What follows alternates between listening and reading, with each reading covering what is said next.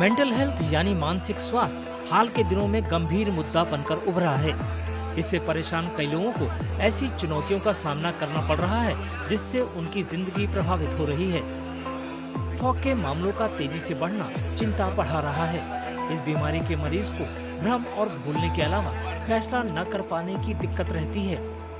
हालांकि medical science अभी इसे पक्के तौर पर नहीं मानता, लेकिन युवाओं में ये परेशानी इन दिनों आम हो गई है।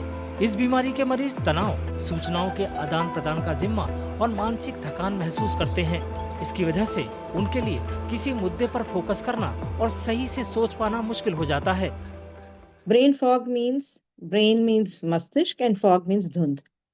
It means that when your brain is not working properly, that the patient has many symptoms like forgetfulness, like confusion, like loss of attention, like loss of focus, headaches, anxiety, forgetfulness, or difficulty in doing some particular job, or it may be because of deprived sleep.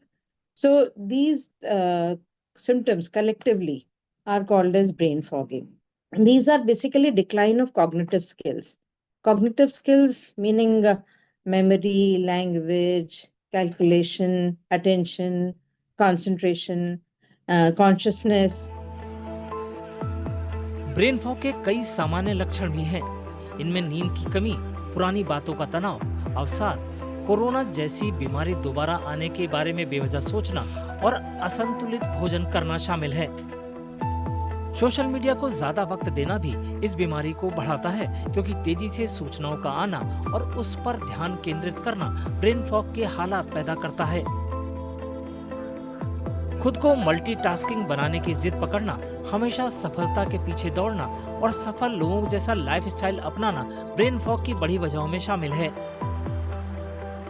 So if there is excessive deprivation of sleep because of excessive use of social media or nutritional deficiency or low immune system or infections or stress or any kind of nutritional deficiencies, maybe vitamin B12 or vitamin D, or if there is any hormonal imbalance in the way of thyrotoxicosis or hypothyroidism, this may cause brain fogging.